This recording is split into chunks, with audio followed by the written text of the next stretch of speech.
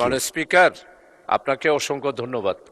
আমাদের মাননীয় chief whip অত্যন্ত অভিজ্ঞ এবং দীর্ঘদিন ধরেই পার্লামেন্টে আছেন। উনি যা বলেছেন আসলে যথার্থই বলেছেন। কার্য উপদেষ্টার যে সিদ্ধান্ত, এটা অবশ্যই আমাদের সবাই, এটা একটা রসম আছে, সেই অনুসারে আমরা কার্য উপদেষ্টার সিদ্ধান্ত প্রত্যেকটা parliament member as a whole parliament এটা আমরা মেনে নিই। এটাই হচ্ছে আমাদের রেওয়াজ এবং রীতি।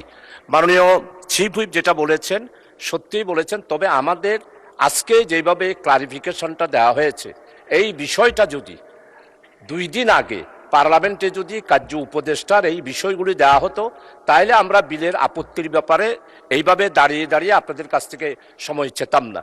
দ্বিতীয়ত যেটা, সেটা হলো যে হ্যাঁ, আইন অবশ্যই কার্য উপদেষ্টার সাথে যেহেতু বিশেষ কমিটির মাধ্যমে এসেছেন, এরপরও তো কতগুলো শাব্দিক চেঞ্জ অবশ্যই মাননীয় এতগুলো 300 আমাদের মাননীয় সংসদ সদস্য পার্লামেন্ট মেম্বার আমরা আছি, 300 জনের চোখে কোনো একটা শব্দ যদি বাদ পড়ে যায়, সেই শব্দটা যোগ করার জন্য আমার মনে হয় আইনের যদি ব্যত্যয় ঘটে, আইন পাশ হওয়ার পরে যদি সেখানে কোনো ত্রুটি থেকে যায়, তাহলে আমাদের total parliament as a whole আমরা লাইবেল হব মাননীয় স্পিকার।